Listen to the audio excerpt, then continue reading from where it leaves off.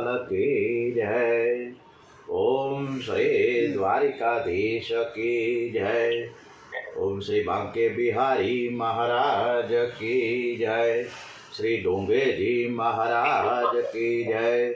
श्री सुखदेव जी महाराज की जय। ओम नमो भगवते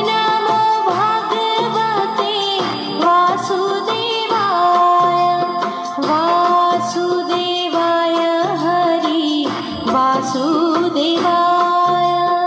ओम नमो भगवते वासुदेवाय वासुदेवाय हरि वासुदेवाय। ओम नमो भगवते वासुदेवाय। ओम नमो भगवते वासुदेवाय। माता सरस्वतीની વંદના કરીએ। દરેકને સદબુદ્ધિ પ્રાપ્ત થાય, પરસ્પરસમાં પ્રેમ અને સ્નેહ જળવાઈ રહે એવા ભાવ સાથે માતા સરસ્વતીની વંદના કરીએ।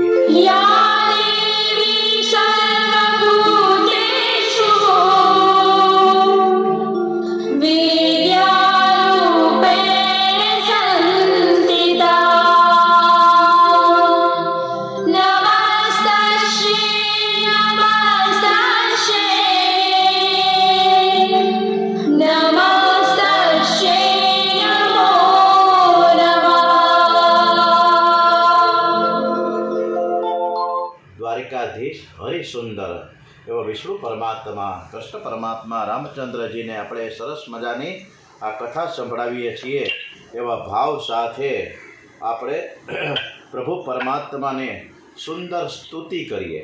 રામભાઈ, તમારો સ્પીકર બંધ કરજો। રામભાઈ।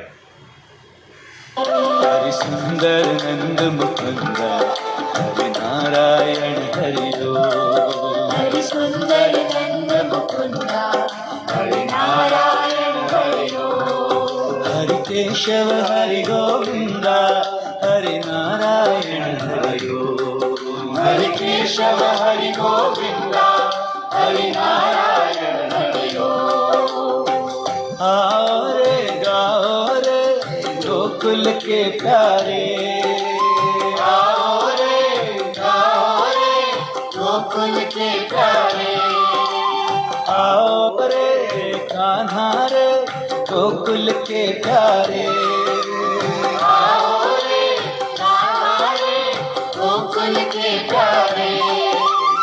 आओ रे नाचो रे रास रचाओ रे, आओ रे नाचो रे रास रचाओ रे। गाओ रे नाचो रे रास रचाओ रे, गाओ रे नाचो रे रास रचाओ रे। हरि सुंदर नंद मुकुंद हरि नारायण हरिओ, हरि सुंदर नंद मुकुंद हरि नारायण हरिओ। हरि सुंदर नंद मुकुंद हरि नारायण हरिओ, हरि सुंदर नंद मुकुंद हरि नारायण हरिओ। ओम श्री भारत माता की जय। वंदे वेद मातरम। આપણે કથા શ્રી કૃષ્ણ ભગવાનને સંભળાવીએ છીએ એવા ભાવ સાથે આપણે કથા શરૂ કરતા પહેલાં આપણે આપણા દેશને પ્યાર કરતા રહીએ, પ્રેમ કરતા રહીએ એવા ભાવ સાથે આપણા દેશને નમન અને વંદન। ये दुनिया एक दुल्हन, ये दुनिया एक दुल्हन, दुल्हन के माथे की बिंदिया। ये मेरा India, I love my India. ये मेरा India, I love my India. वतन मेरा इंडिया, वतन मेरा इंडिया, वतन मेरा इंडिया, वतन मेरा इंडिया।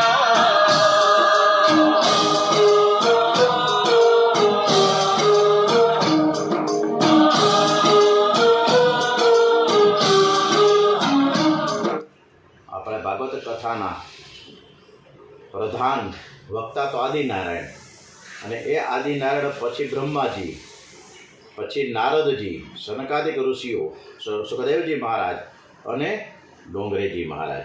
તો આપણે આ ડોંગરેજી મહારાજ, સુખદેવજી મહારાજના ચરણમાં વંદના કરીએ કે જેથી આપણને એમની શક્તિ અને બળ મળે. આપણા ગુરુદેવ એવા પૂજ્ય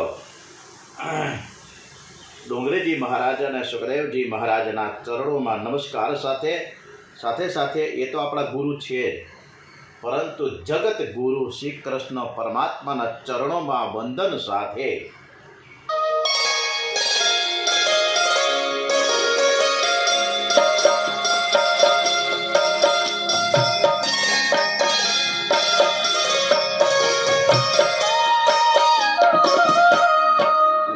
मेरी पूजा गुरु गोविंद, गुरु मेरा पार ब्रह्म, गुरु भगवंत. गुरु मेरी पूजा गुरु गोविंद, गुरु मेरा पार ब्रह्म, गुरु भगवंत. मेरी पूजा गुरु गोविंद,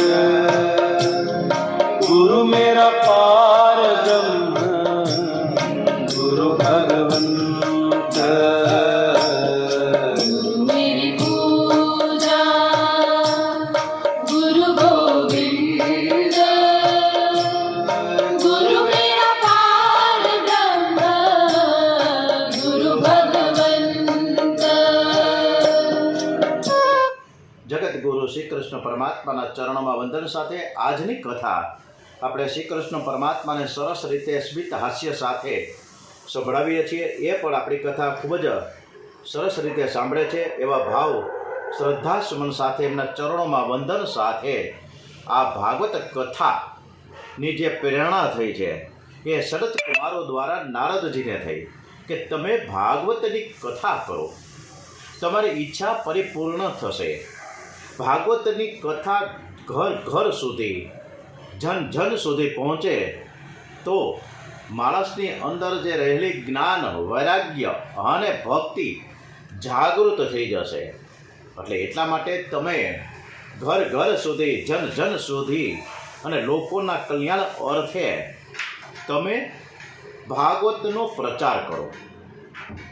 એટલે નારદજી કહે છે કે તમે કહો છો કે ભાગવત છે એ હું કરું, પરંતુ આ ભાગવતની રચના કોણ કરશે?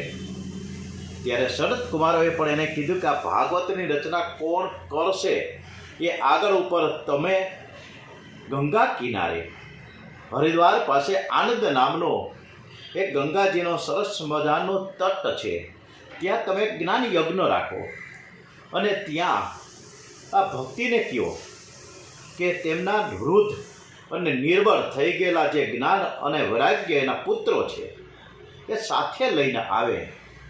નારદજી સાથે શરદ કુમારો ભાગવત કથા કહેવા માટે ગંગા કિનારે આવ્યા છે. શુદ્ધ ભૂમિમાં સાત્વિક ભાવ હર હંમેશ જાગે. ભૂમિની અસર સૂક્ષ્મ રીતે મન ઉપર અસર થાય છે.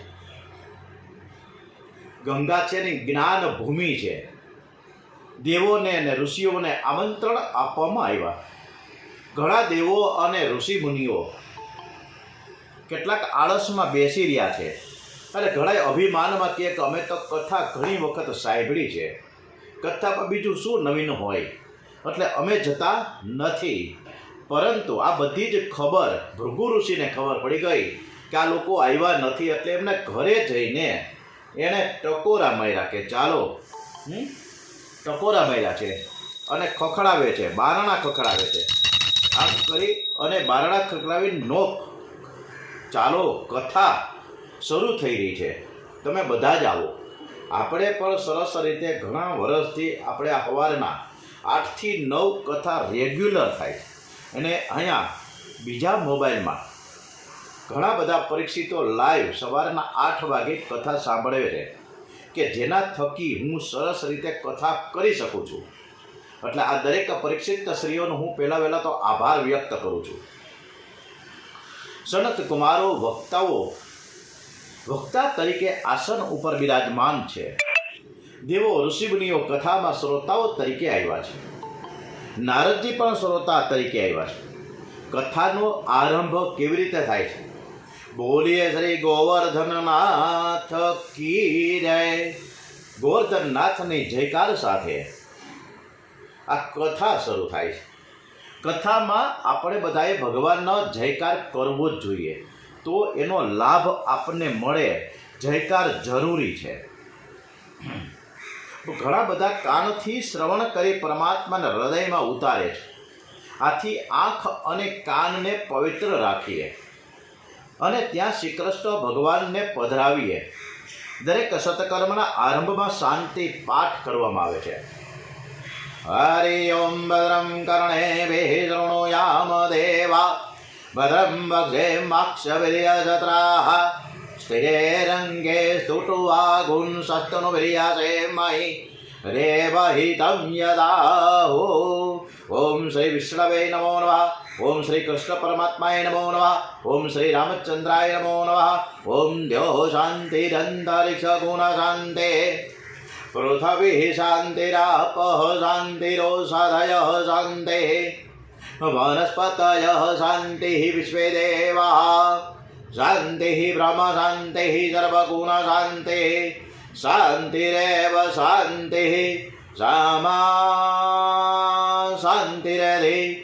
ઓમ વિશ્વાનિ દેવ સવિતુ દુરિતાનિ પરાશુવ યદ્ભદ્રં તન્નાશુઃ. ઓમ શાંતિઃ શાંતિઃ શાંતિઃ સર્વારિષ્ટ સુશાંતિર્ભવતુ.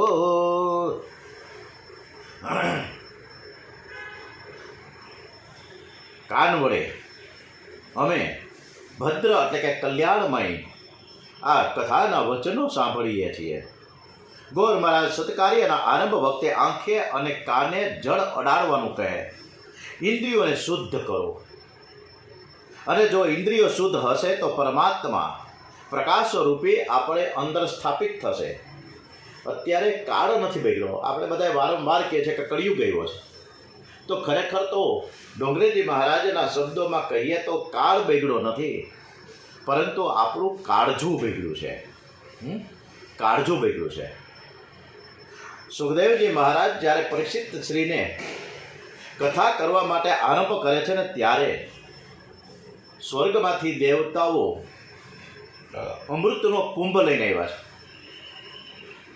અને ત્યારે સુખદેવજી મહારાજ કહે છે પરીક્ષિત રાજાને કે આ દેવતાઓ અમૃત લઈને આવ્યા છે, ત્યારે તમારે અમૃત પાન કરવું છે. ત્યારે પરીક્ષિત સરસ મજાનો જવાબ પ્રશ્ન પૂછે છે સુખદેવજી મહારાજને કે સ્વર્ગનું અમૃત પીવાથી શું લાભ થાય? સુખદેવજી કહે છે કે સ્વર્ગનું અમૃત પીવાથી પુણ્યનો ક્ષય થાય છે, પણ પાપનો ક્ષય થતો નથી. પણ કથાના અમૃતથી પાપનો ક્ષય થાય છે, અને તેથી જ આપણા બધાની અંદર રહેલા ભોગ વાસનાનો વિનાશ થાય છે. તેથી સ્વર્ગના અમૃત કરતાં પણ આ કથાનું અમૃત શ્રેષ્ઠ છે. ત્યારે પરીક્ષિતજી મહારાજ કહે છે કે સુખદેવજી મહારાજને, હે પ્રભુ, હે મહારાજ, મારે સ્વર્ગનું અમૃત નથી પીવું, મારે તો કથાનું અમૃત જ પીવું છે. 7 દિવસમાં જ્ઞાન વૈરાગ્યને જાગૃત કરીને ભક્તિ રસ ઉત્પન્ન કરનારી આ કથા છે. કેવી કથા છે? ભક્તિ રસ ઉત્પન્ન કરનારી આ કથા છે. આપણામાં જ્ઞાન અને વૈરાગ્ય તો છે જ, પણ એ સુષુપ્ત અવસ્થામાં છે, સૂતેલા છે. એને જાગૃત કરવાના છે. આ ભાગવત સિવાય બીજો કોઈ એવો ગ્રંથ નથી કે જે 7 દિવસની અંદર આપણને મુક્તિ અપાવી શકે. ખૂબ સરસ મજાની આ ભાગવત કથા છે. આ ભાગવત કથાનું માહિતમ પણ બહુ સરસ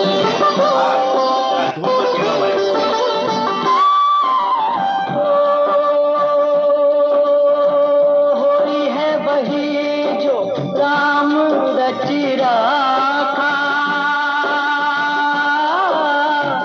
को नरक बढ़ावे साखा सिया राम जय जय राम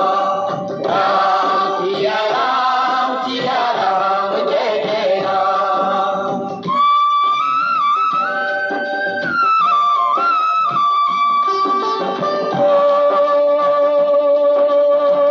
धीरज धर्म मित्र अरुणारी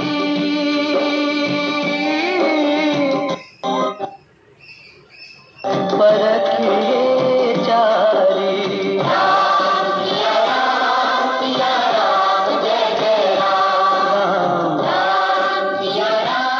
सिया राम जय जय राम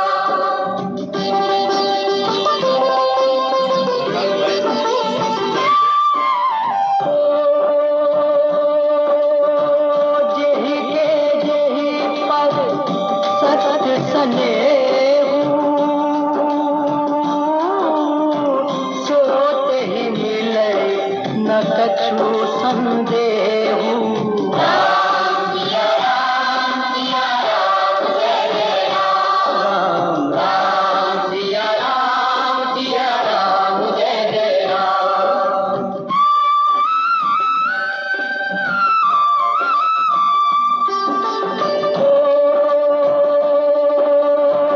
जाकी रही भावना जैसी प्रभु मूर्ति देखी तिन तैसी सिया राम जय जय राम सिया राम जय जय राम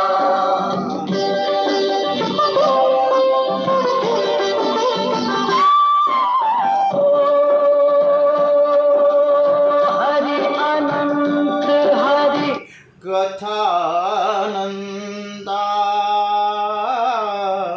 એ આ હરિની જે કથા છે એ ભગવાન કરતાં પણ ખૂબ સરસ મજાની અનંત અનંત છે. રામ સિયા રામ જય જય રામ. આ ભાગવત જ્ઞાન અને વૈરાગ્યને જાગૃત કરવા માટેની આ કથા છે. ભાગવત સિવાય એવો બીજો કોઈ ગ્રંથ નથી કે જે 7 દિવસની અંદર મુક્તિ અપાવી શકે. આ ભાગવતનું એટલું બધું માહિતમ સહદેવજી મહારાજ અને ડોંગરેજી મહારાજે કીધું છે કે ભાગવતમાં વ્યવહારનો બોધ પણ આપવામાં આવ્યો છે. ભાગવત છે ઈ માખણ છે અને જ્યારે બીજા શાસ્ત્રો છે ને એ દૂધ અને દહીં જેવા છે. જે શક્તિ પરમાત્માની અંદર છે, જે શક્તિ પરમાત્માની અંદર છે તો એ જ શક્તિ આ ભાગવતમાં છે. આ ભાગવતમાં છે.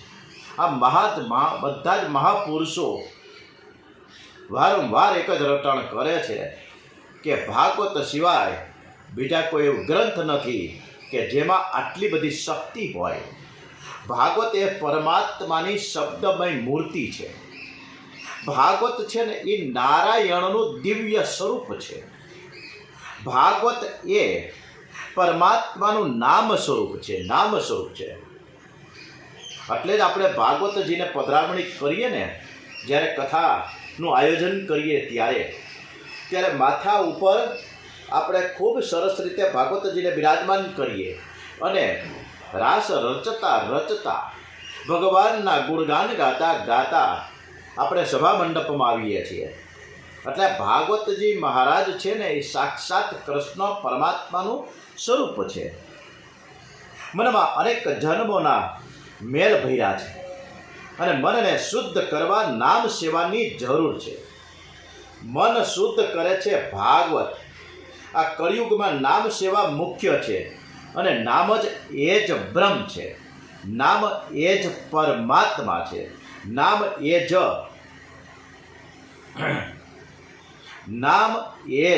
પરમાત્મા કરતાં પણ શ્રેષ્ઠમાં શ્રેષ્ઠ છે. પરમાત્મા દેખાતા નથી અને જે દેખાતા નથી એની સાથે પ્રીતિ કરવી બહુ જ અઘરી છે, કઠણ છે. નામ સ્વરૂપ સ્પષ્ટ દેખાય, નામ સ્વરૂપ સ્પષ્ટ દેખાય છે. જેમના પ્રત્યક્ષ દર્શન થયા હોય એમના નામને તમે પકડી રાખવો તો તેમના દર્શન થશે. મધુરમાં મધુર છે અને મંગલમાં મંગલ એવું આ આપણે કૃષ્ણ પરમાત્માનું નામ લઈ અને આપણે કૃષ્ણ કથા કરીએ છીએ. અને આપણે કૃષ્ણ કથા કરતા હોય, રામ કથા કરતા હોય ત્યારે ગણપતિ મહારાજ બિરાજમાન થાય. હનુમાનજી મહારાજ, આજે તો શનિવાર છે, આજે શનિવાર છે ત્યારે કૃષ્ણ આપણે આ કથા કરીએ ત્યારે હનુમાનજી મહારાજને પણ આપણે સ્મરણ કરીએ કે મનોજવમ મારુતતુલ્ય વેગમ જીતેન્દ્રિયમ બૌદ્ધિમતામ વરિષ્ઠમ વાતાત્વજમ વાનરયુદ્ધ મુખ્યમ શ્રી રામદૂતમ શરણમ પ્રપદ્યે. ભાગવત એ પરમાત્માની સાથે પ્રેમ કરવાનું કહે છે કે તમે પરમાત્માની સાથે પ્રેમ કરો. પણ આપણે બધા જ પત્ની, પુત્ર, ધન, ભોજન આ બધામાં આપણે પ્રેમ કરીએ છીએ, પણ આપણે પરમાત્માને પ્રેમ કરી શકતા નથી. એ દુઃખી થાય. અને જે આજ મોટામાં મોટી મનુષ્યની દુઃખદાયક સ્થિતિ છે, ભાગવત છે એ મનુષ્યને નિર્ભય બનાવે છે. પરીક્ષિત રાજા જ્યારે છેલ્લો 12મો સ્કંદ પૂર્ણ થવાની તૈયારી હતી ત્યારે પરીક્ષિત રાજાને પ્રશ્ન કર્યો, સુખદેવજી મહારાજે, હવે તને ક્યાંય સંશય છે? હવે કદાચ તને તક્ષક નાગ કરોડાવે તો તને એનો ભય છે? ના, હવે મને કંઈ પણ પ્રકારનો કોઈનો ભય નથી, તક્ષકનો પણ ભય નથી. કારણ કે મારી અંદર પરમાત્મા બિરાજમાન છે. જે મારી અંદર પરમાત્મા છે એ તક્ષક નાગમાં પણ છે, જેથી મારે શું કામ બીક રાખવી જોઈએ? ભાગવત મરણને સુધારે છે અને માણસને અમર પણ બનાવી દે. મનુષ્યો મરણને અમંગલ કહે છે, પણ ખરેખર તે અમંગલ નથી. મૃત્યુ છે ને પરમાત્માનો એક સેવક છે, એટલે તે મંગલ છે. પરમાત્મા મૃત્યુને આજ્ઞા કરે છે કે જીવને ઉપાડી લાવો. મનુષ્યને અંતકાળમાં ખૂબ જ ગભરામણ થાય છે. એ કાળની નહીં, પણ તેણે કરેલા પાપોથી એને ગભરામણ થાય છે કે મેં કેટલું બધું મારા જીવનકાળ દરમિયાન ઘણા બધા ખોટા પાપ કર્યા છે, ખોટા કામ કર્યા છે, કેટલાને મેં નારાજ કર્યા છે, કેટલાને મેં દુઃખી કર્યા છે, કેટલાને મારી કરી છે. આટલા બધા પાપો મેં કર્યા છે. અને પાપો જ્યારે છેલ્લે અંતકાળે યાદ આવે ત્યારે માણસને ખૂબ જ દુઃખ થાય છે. મનુષ્ય બધી જ તૈયારીઓ કરે છે, પણ મરણની તૈયારી નથી કરતો. મરણ અમંગલ નથી. અત્યારે હવે થોડુંક તમારી પાસે જીવન બાકી છે. જે મનુષ્ય શેષ જીવન બાકી છે એ મનુષ્ય એને કેચઅપ કરે અને ભગવાનને ભજી લે તો મજા છે. એટલે આપણને સુખદેવજી મહારાજ અને ડોંગરેજી મહારાજ, તમે ભાવે ભજી લો ભગવાન, જીવન થોડું રહ્યું. તમે ભાવે ભજી લો ભગવાન, જીવન થોડું રહ્યું. તમે ભાવે ભજી લો ભગવાન, જીવન થોડું રહ્યું. તમે ભાવે ભજી લો ભગવાન, જીવન થોડું રહ્યું. કંઈક આત્માનું કરી લો કલ્યાણ, જીવન થોડું રહ્યું. કંઈક આત્માનું કરી લો કલ્યાણ, જીવન થોડું રહ્યું. તમે ભાવે ભજી લો ભગવાન. તમે ભાવે ભજી લો ભગવાન. હવે તો જીવન થોડું રહ્યું છે. ભાગવત કથામાં ઘણી બધી શક્તિ છે.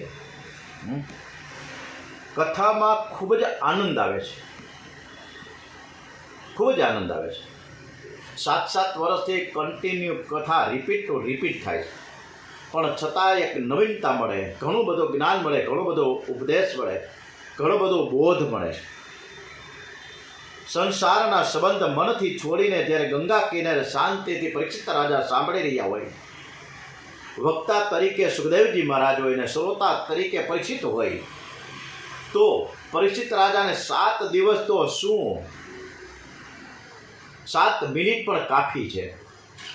સામે દીવો પડ્યો હોય સરસ મજાનો, એની અંદર ઘી પૂરેલું છે, વાત તૈયાર છે, બાકસ પણ તૈયાર છે, બાકસ જ તૈયાર છે. આવી બધી તૈયારી હોય તો દીવો કરતા વાર કેટલી લાગે? બાકસ તમારી સામે જ પડી છે, દીવો તૈયાર છે, વાટ તૈયાર છે, તો પછી આ કઈ આ બાકસ અને આ દેવાસળી તમારી સામે જ છે, તો પ્રગટાવી લ્યો ને ભાઈ દીવો. ભાગવત કથા તમારી સામે છે, ઘર ઘર સુધી છે. અરે ભાઈ તો ઘરે જ સાંભળો ને. આ વસ્તુ છે. 7 દિવસમાં તો શું 7 મિનિટમાં પરીક્ષિત રાજાનો ઉદ્ધાર થઈ જાય, આટલો બધો સરસ મજાનો બોધ સુખદેવજી મહારાજ કરી રહ્યા છે. શાંત ચિત્તે, એકાગ્ર ચિત્તે, જલ પાન પણ ભૂલી ગયા છે, ખાવાનું તો એક બાજુ રહી ગયું. સંસારની મોહ માયા કોઈને છોડવી નથી, કારણ કે ક્યાંથી છૂટે? બહુ કઠણ છે, બહુ જ અઘરી છે. એમાંય કોઈ પાન બીડી સિગારેટ તમાકુ ચા આ છોડી શકતા નથી કે આ બધું ક્યાંથી છૂટે? બીજું બધું તો પૂર્વ જન્મનું શરીર આપણું ગયું, આપણને નવું શરીર પ્રાપ્ત થયું છે એમ ના નથી, પરંતુ આપણું મન નથી ગયું. એ તો સાથે જ છે ને. મનુષ્ય શરીરની અને કપડાની કાળજી બહુ રાખે. ઘણા મંદિરમાં જ્યારે દંડવંત નમસ્કાર કરવામાં પણ ક્ષોભ અનુભવે, કારણ કે કપડાં ખરાબ થઈ જાય. પરંતુ મર્યા પછી જે આપણું મન છે ને, એની કોઈ કાળજી નથી રાખતું. મર્યા પછી જે સાથે આવવાનું છે એની કાળજી રાખો ને ભાઈ. ડોંગરીજી મહારાજ આપણને ઠપકો આપે છે, ભાઈ એ કરો, બીજું શું કામ કે તમારે કરવું જોઈએ? ભાગવતમાં ક્યાંય શંકાને સ્થાન છે જ નહીં. ભાગવત એ પરમહંસોની સંહિતા છે. ભાગવત છે ની જ્ઞાન યજ્ઞ છે. અને ભાગવત કેટલું બધું અદ્ભુત સુખદેવજી મહારાજ કહે છે કે ભાગવત છે ની અનુપમ ઔષધિ છે. ઔષધિ ઉત્તમ હોય, એકદમ સરસ. આયુર્વેદિક ડૉક્ટર આપણને ઔષધિ આપે, પણ જો એની સાથે પરેજીના નિયમો ન પાળવામાં આવે તો ઔષધિ જે આ દવા આપી છે એનો કોઈ ગુણ રહે નહીં. એટલે આ ભાગવતની કથા શ્રવણ કરીએ પણ કથાના આપણે નિયમો ન પાડીએ તો સફળતા પૂરેપૂરી તો મળે જ નહીં. વ્યાસજીએ ભાગવતની રચના કરી છે. ક્યાં કરી છે? તમને બધાને ખબર જ હશે. કેવી રીતે કરી આપણને ખબર જ હશે.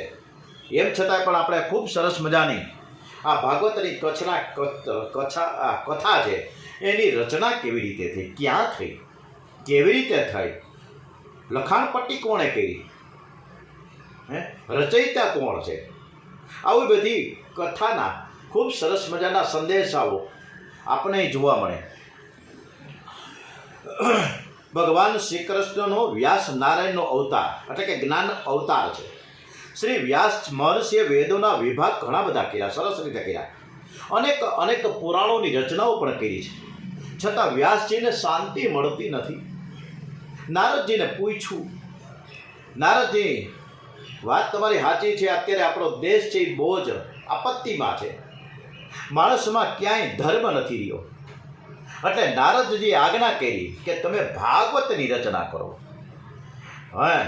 ભાગવતની રચના કરવા માટે, એટલે ભાગવતની રચના કરવા માટે વ્યાસજી ઉપડ્યા. ક્યાં ઉપડ્યા? ઉત્તરાખંડમાં ગયા.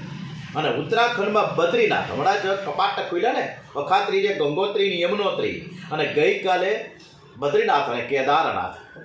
આ બદ્રીનાથ અને કેદારનાથમાં આ બદ્રીનાથ છે ત્યાં પાછળ માના ગામ છે, અને ત્યાં જઈને વ્યાસ આશ્રમ, વ્યાસ ગુફામાં બેઠા. બેસીને તરત જ પહેલાં તો આપણા સર્વપ્રથમ દેવ એવા પ્રાધાન્ય દેવ કહી શકાય એવા ગણપતિ બાપાનું આહવાન કરી રહ્યા છે વ્યાસજી મહારાજ. ગણપતયે નમો નમઃ, શ્રી સિદ્ધિ વિનાયક નમો નમઃ, અષ્ટ વિનાયક નમો નમઃ, ગણપતિ બાપા મોરયા. ગણપતયે નમો નમઃ, શ્રી સિદ્ધિ વિનાયક નમો નમઃ, અષ્ટ વિનાયક નમો નમઃ, મંગલ મૂર્તિ મોરયા. ઓમ ગણપતયે નમો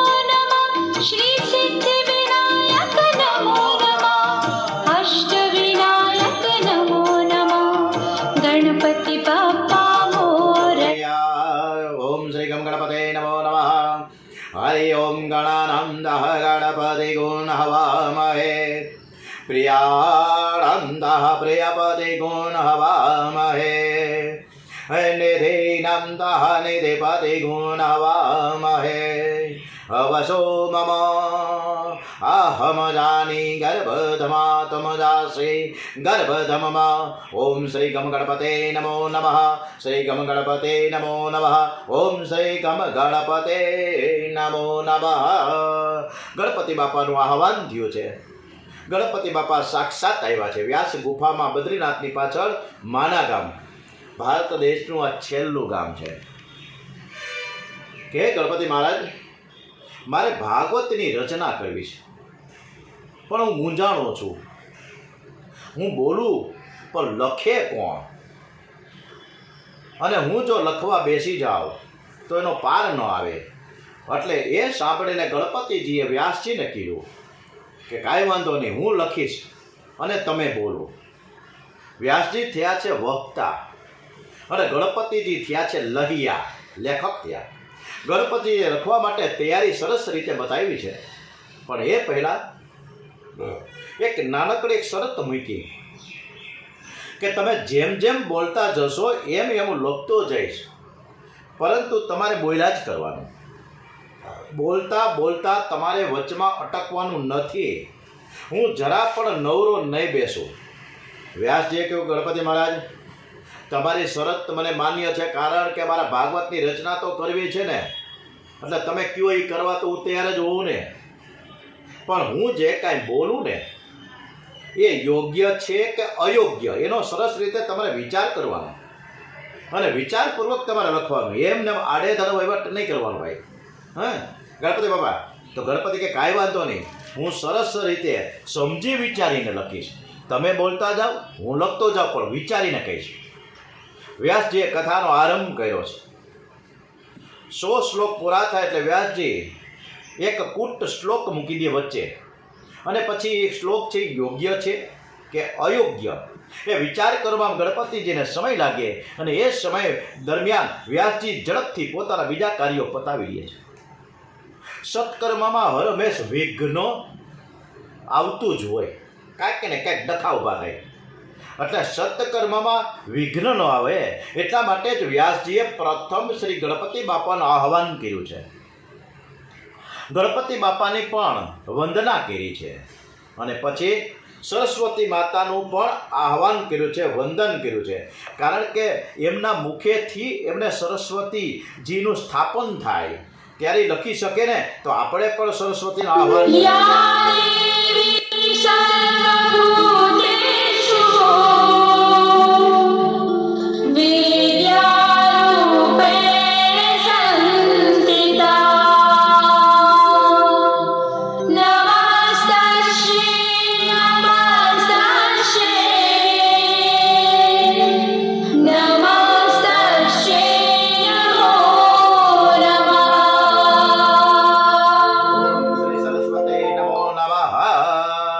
સરસ્વતીની કૃપાથી મનુષ્યમાં સમજણ આવે છે પછી તો સદગુરુને પણ વંદન કર્યા છે છેલ્લે ભાગવતના મુખ્ય ઈષ્ટદેવ શ્રી કૃષ્ણને પણ વંદન કર્યા છે અને શ્રી કૃષ્ણ પરમાત્મા છે એ ભાગવતના પ્રાધાન્ય દેવ છે એમાં 10મા સ્કંદ તો હૃદય છે કૃષ્ણ ભગવાનનું તો પ્રાર્થના કરી રહ્યા છે સુખદેવજી મહારાજ વ્યાસજી અને ડુંગરીજી મહારાજ કૃષ્ણ પરમાત્માનું આપણે પણ વંદન કરીએ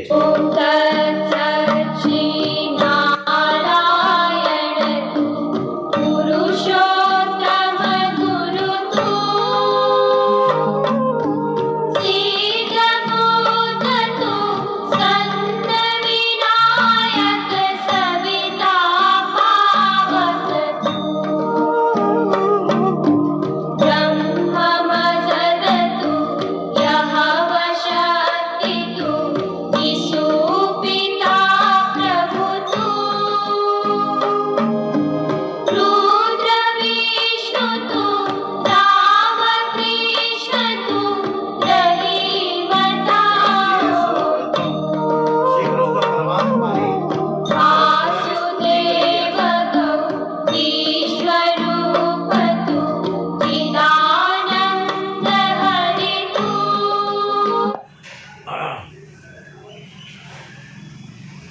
વ્યાસજીએ સરસ મજાની ભાગવતની રચના તો કરી,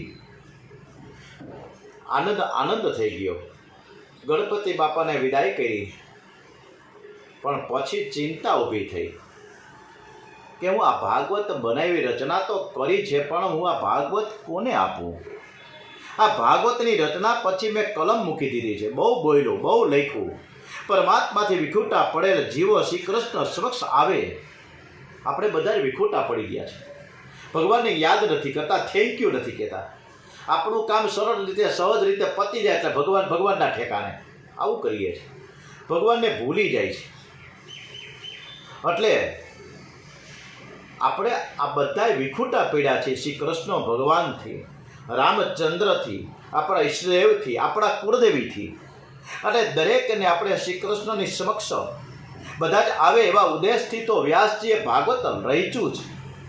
આ ભાગવત છે ને પ્રેમ શાસ્ત્ર છે, અને આનો પ્રચાર કોઈ જેવો તેવો ન કરી શકે. આ તો કોઈ અતિ વિરક્ત હોય એ જ કરી શકે. સંસારના પદાર્થની સાથે પ્રેમ કરનાર કોક હોય એવો કોઈ પણ વ્યક્તિ ભાગવતનો પ્રચાર ન કરી શકે, કારણ કે એને સંસારના વિષય વસ્તુ સાથે પ્રેમ છે, ભગવાનની સાથે પ્રેમ નથી. શ્રી કૃષ્ણ સિવાય બીજા સાથે પ્રેમ કરનારો આ કથાનો કોઈ અધિકારી બની ન શકે. સંસારના કોઈ પણ વિષયો પ્રત્યે રાગ ના હોય તેવો જન્મથી વૈરાગી કોણ મળે?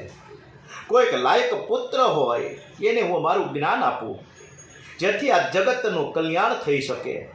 આવા વિચારથી વ્યાસજીને વૃદ્ધાવસ્થામાં પુત્રેક્ષણા જાગી છે.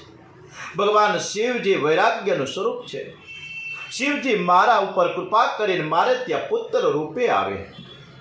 આજે શનિવાર છે તો અંજની માએ પણ શિવજીનું આરાધન કર્યું હતું કે મને તમારા જેવા બુદ્ધિશાળી બળવાન વીર પુત્ર પ્રાપ્ત થાય, મારે ત્યાં પુત્ર આવે, પુત્ર રૂપે આપ પધારો. સુખદેવજી મહારાજ, વ્યાસજી મહારાજ શિવજીનું આરાધન કરી રહ્યા છે, અને જો મારે ત્યાં પુત્ર પ્રાપ્ત થાય તો દરેક કાર્ય સિદ્ધ થાય, દરેક કાર્યમાં ભાગવતને પ્રચાર અને પ્રસાર થાય. શિવજીનું આરાધન કર્યું છે. શિવજીનું આરાધન સુખદેવ વ્યાસજી મહારાજે ખૂબ જ અદ્ભુત રીતે કર્યું છે. એવું સરસ મજાનું કર્યું છે, આપણે પણ એ આરાધનમાં જોડાઈ જઈએ. આપણે પણ આરાધનમાં જોડાઈ જઈએ. વ્યાસજી જ્યારે શિવજીની ઉપાસના કરતા હોય, એની સ્તુતિ કરતા હોય, તો આપણે પણ સોમનાથ મહાદેવ, મહાકાલેશ્વર મહાદેવને પણ આપણે સ્તુતિ સતસૃષ્ટિ તાંડવ રચયિતા નટરાજ રાજ નમો નમઃ. સતસૃષ્ટિ તાંડવ રચયિતા નટરાજ રાજ નમો નમઃ. હે આદ્ય ગુરુ શંકર પિતા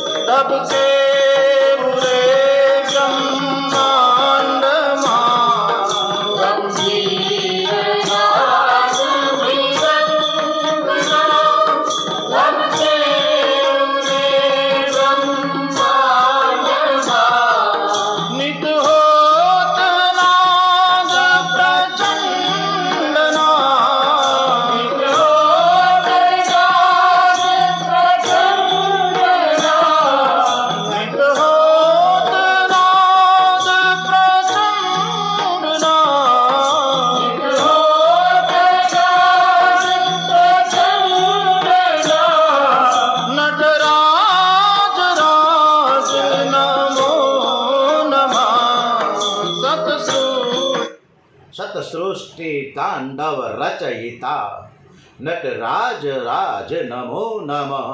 શ્રી સોમનાથ મહાદેવ ને બહુ સરસ મજાની પ્રથમ જ્યોતિર્લિંગ વ્યાસજી સ્તુતિ કરે છે. સુખદેવજી શિવજીના અવતાર હોવાથી અને વ્યાસજીની માંગણીનો સ્વીકાર કર્યો છે સોમનાથ દાદાએ. શિવજીની કૃપાથી વ્યાસજીના પત્નીને ગર્ભ રહ્યો છે અને પછી સુખદેવજીનો જન્મ થયો. સુખદેવજી શિવજીના અવતાર એટલે જન્મથી જ પૂર્ણ નિર્વિકાર છે. સુખદેવજીમાં જ્ઞાન વૈરાગ્ય અને ભક્તિ પરિપૂર્ણ છે. હવે વ્યાસજીને ઈચ્છા હતી કે મારો સુખદેવ કથા કરે, પરંતુ 16 વર્ષની અવસ્થામાં સુખદેવજીએ ઘરનો ત્યાગ કરી દીધો. સુખદેવજીનું જીવન તો વિરક્તમય હતું. હવે સુખદેવજી તો જંગલમાં જતા રહ્યા, વનમાં જતા રહ્યા, કે પત્તો નહોતો લાગતો. આથી વ્યાસજીએ એક યોજના બનાવી કે ભાગવતના અતિ ઉત્તમ 18,000 શ્લોકોમાંથી ચુનંદા સરસ મજાના ઉત્તમમાં ઉત્તમ શ્લોકો એના શિષ્યોની પાસે મોઢે કરાવી દીધા અને એ શ્લોકોનું જુદા જુદા જંગલોમાં જઈ અને ગાન કરાવવાનું શરૂ કરાવી દીધું. બધા જ જંગલમાં ગયા છે શિષ્યો, જુદી જુદી ટોળી બનાવી અને જુદા જુદા શ્લોકોનું વર્ણન કરી રહ્યા છે. સુખદેવજીએ એક દિવસ આ શ્લોકો સાંભળ્યા. શ્રી કૃષ્ણ લીલાના શ્લોકોએ એને મંત્રમુગ્ધ કર્યા છે. શ્લોકો ગાનારા પાસેથી સુખદેવજીને જાણવા મળ્યું કે આવા તો 18,000 શ્લોક છે, એક બે નથી. શ્લોકો આટલા બધા એકદમ અદ્ભુત રચના કોણે કરી? તો આ તો તમારા પિતા શ્રી વ્યાસજી આ રચના કરી છે. એટલે તરત જ સુખદેવજી મહારાજ વનમાંથી આવ્યા, આશ્રમે વ્યાસ આશ્રમે આવ્યા છે અને પિતાજીને કીધું કે પિતાજી, મારે તમારી પાસે ભાગવતના 18,000 શ્લોકોનું અધ્યયન કરવું છે, તમે મને બધું શીખડાવો. પરીક્ષિત રાજાને આ જ કથા સંભળાવી છે અને આ કથા એટલી બધી સરસ સુખદેવજી મહારાજે ગાન કર્યું કે પરીક્ષિત રાજાને 7 દિવસમાં મુક્તિ મળી ગઈ. અને આ જ રીતના આત્મદેવને પણ ભાગવત કથા સાંભળતા સાંભળતા પ્રેતયોનીમાંથી મુક્તિ મળી ગઈ છે. આ આત્મદેવ કોણ હતો? આ આત્મદેવ છે તુંગભદ્રાના કિનારે એક બ્રાહ્મણ હતો. એની ઘરવાળીનું નામ છે ધુંધુલી. આત્મદેવ ખૂબ જ પવિત્ર બ્રાહ્મણ હતો, પણ ધુંધુલી એટલી બધી ક્રૂર સ્વભાવની, પારકી પંચાયત કરવાવાળી અને એકદમ ઝઘડાળુ હતી. આપણે આપણા પરિવારમાં, આપણા સ્વભાવ, આપણા સમાજમાં, આપણી આસપાસ, આપણા શેરીમાં, આપણા મહોલ્લામાં, આપણા ઘર પરિવારમાં આપણે ક્યાંક ને ક્યાંક એવો સભ્યો આપણને મળી આવે કે જે ધૂંધુલી જેવો છે, જે ક્રૂર સ્વભાવનો છે, જે ખટપટ કરવાવાળો છે, જે પારકી પંચાયત અને કથા કૂથલી જ કરવાવાળો છે. એકબીજાની પંચાયત કરવામાં, મંદિરે જાય તો ન્યાય પંચાયત કર્યા કરે. આપણે બધા આ પ્રકારના ધૂંધુલી જેવા છે. આત્મદેવને ઘણી બધી સંપત્તિ તો બહુ જ હતી, પણ સંતતિ નહોતી, દીકરા કે દીકરી નહોતા, એટલે દુઃખી હતો. દીકરા માટે, સંતાન માટે આત્મદેવે ઘણો જ પ્રયત્ન કર્યો, પણ સફળતા નહોતી મળતી. થાકી ગયો એટલે મરવા માટે, આત્મહત્યા કરવા માટે એ જંગલમાં ગયો, નદીના કિનારે ગયો છે. હવે નદી કિનારે એક એને મહાત્મા મળ્યા છે. ભાઈ, તું શું અહીં આવ્યો છે? મારે આત્મહત્યા કરવી છે. શું કામ તારે આત્મહત્યા કરવી છે? અને અત્યારે નાના 10 વર્ષના છોકરાથી માંડીને વૃદ્ધ સુધી આત્મહત્યા કરે છે. શું કામ કરે કંઈ ખબર નથી, આત્મહત્યા કરે છે. આત્મહત્યા જેવું મહાન કોઈ પાપ નથી. આત્મદેવ કહેવા લાગ્યો મહાત્માને કે હે પ્રભુ, મારે ત્યાં કોઈ સંતાન નથી અને એથી હું દુઃખી છું. મને બીજું કોઈ દુઃખ નથી. મારે ઘણી બધી સંપત્તિ છે, ધન વૈભવ છે, ઘણા બધા કાવડિયા છે, પૈસા ખૂબ છે, પણ રાત્રે નીંદર નથી આવતી. કરવું હું? આપણે પણ બધાને આ જ તકલીફ છે, બધું જ છે, છતાં પણ નથી, છે અને નથી. આજ હાઈવેમાં આપણે બધા આમ નામ કૂટાઈ જઈએ છીએ. 2-5 કરોડ રૂપિયાના બંગલા હોય, 1.5 થી 2 લાખ રૂપિયાના પલંગ હોય, એમ છતાં પણ માણસને તરત નીંદર નથી આવતી, પડખા થશે. રાતના 2 વાગ્યા સુધી જાગ્યા કરે ત્યારે મેળ પડે. અત્યારે સ્થિતિ આપણે આત્મદેવ જેવી છે. મહાત્માએ કીધું કે તારે ઘેર પુત્ર નહીં થાય, કારણ કે તારી આ વિધાતાએ તારા ભાગ્યમાં સંતતિ નથી લખી. પણ આ તારી ત્યાં સંતતિ નથી, એમાં પરમાત્માની કૃપા માનને ભાઈ. આમાં જ પરમાત્માની કૃપા છે. પુત્ર છે એ દુઃખરૂપ છે. પરમાત્મા જે સ્થિતિમાં રાખે એમાં સંતોષ રાખતું, અને એમાં તું પ્રભુનું સ્મરણ કર. આત્મદેવને સમજાવી રહ્યા છે મહાત્મા. ડુંગરેજી મહારાજ આપણને સમજાવે છે કે પ્રાપ્ત સ્થિતિમાં સંતોષ રાખવો. પણ આપણને ઘણું બધું છે, છતાં પણ આપણી પાસે કાંઈ નથી. કાંઈક ને કાંઈક નવી ને નવી ઈચ્છાઓ નાગણની જેમ દંશ દેવા માટે ઊભી જ છે. એકનાથજી મહારાજ, તુકારામજી મહારાજ, નરસિંહ મહેતા, આ ત્રણેય એવા છે કે એકને પત્ની અનુકૂળ નથી છતાંય ખુશ છે, એકને પ્રતિકૂળ પરિસ્થિતિમાં એની પત્ની હોવા છતાં પણ ખુશ, અને એકની પત્ની ગુજરી ગઈ, સ્વર્ગવાસ થયો તો એ પણ ખુશ. તો આ મહાત્માઓ ત્રણે ત્રણ બધા જ ખુશ છે, તો આપણે કેમ ખુશ ન રહી શકીએ? મહાત્માએ કહ્યું કે તારા ઘરે દીકરો નથી તો ખોટું શું છે? તારે તારું જ કરવાનું છે. માતા પિતાને પુત્ર માટે ચિંતા હોય છે, પણ પુત્રેષણાની પાછળ અનેક વાસનાઓ આવે છે. પુત્રેષણા પછી વિતેક્ષણા આવે, લોકેષણા જાગે. આત્મદેવ મહારાજ, મને તમે કોઈ પણ હિસાબે પુત્ર આપો, મને પુત્ર પ્રાપ્તિ થાય એવા માટે જે કાંઈ પ્રયત્ન કરવા પડે તમે કરો. પિંડદાન કરવા માટે તો પુત્ર જરૂરી છે. પુત્ર વિના પિતાની સદગતિ થતી નથી. આત્મદેવ વળી મહાત્માને સમજાવે. ત્યારે મહાત્માએ આત્મદેવને કહ્યું કે તું શાંત રહે, તું મને સમજાવવાનું બંધ કરી, હું તને સમજાવું કે જો પુત્ર જ સદગતિ આપી શકતા હોય તો બધાને ત્યાં, ઘણા મોટા ભાગને ત્યાં પુત્ર હોય છે, તો દરેકને તો સદગતિ મળતી નથી. પુત્ર પિતાને સદગતિ આપે છે સાચું નથી. શ્રાદ્ધથી બહુ સરસ મજાનું ડોંગરેજી મહારાજે આપણને આ શ્રાદ્ધનું સમજાવ્યું છે. બહુ મન દઈને એક ચિત્તથી આપણે સાંભળીએ. શ્રાદ્ધથી પુત્ર પિતાને નરકમાંથી તારે, જીવ સારી યોનિમાં જાય એ ખરું, પણ જન્મ મરણના ત્રાસમાંથી છૂટતા નથી. શ્રાદ્ધ કરવાથી પિતૃઓ પ્રસન્ન થાયને આશીર્વાદ આપે છે, એમાં ના નથી. પણ શ્રાદ્ધથી એ પિતૃઓ કોઈ પ્રેત યોનિમાં ગયા હોય તો એને મુક્તિ નથી મળતી. પિંડદાન તો તારે જ કરવાનું છે. પિંડદાનનો અર્થ ડોંગરેજી મહારાજે એટલો બધો સરસ સમજાયો છે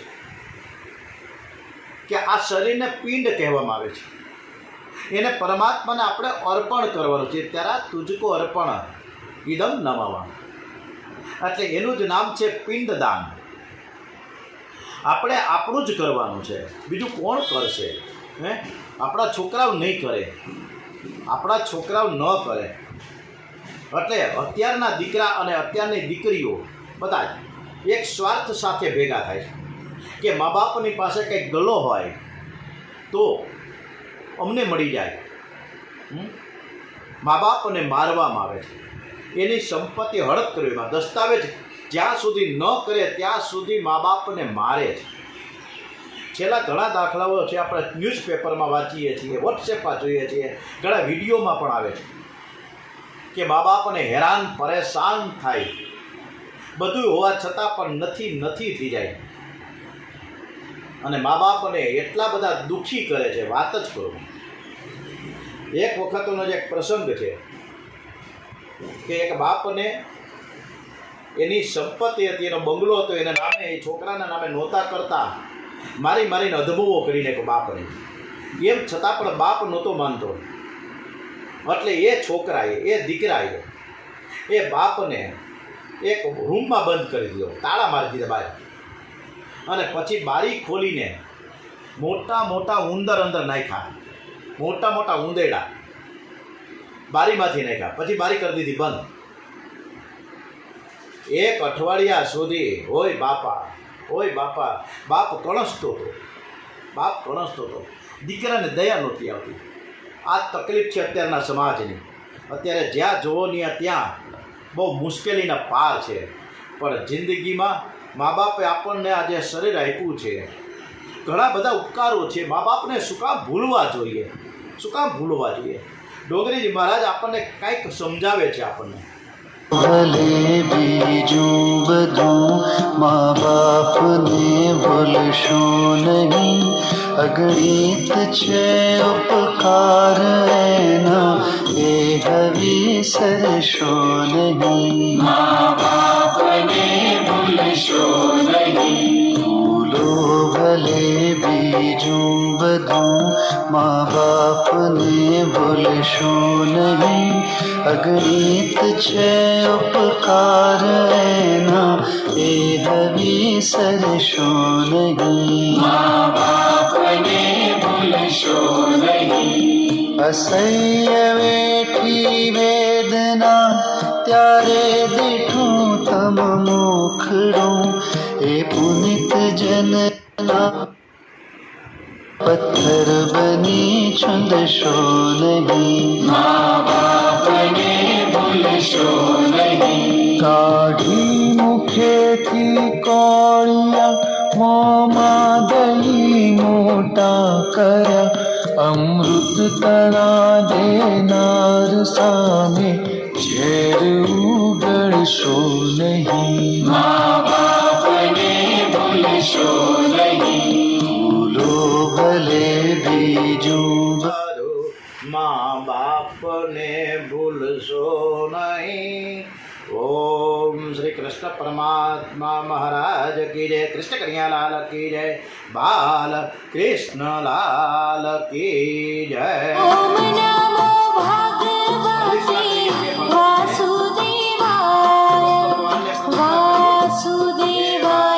हरि वासुदेवाय.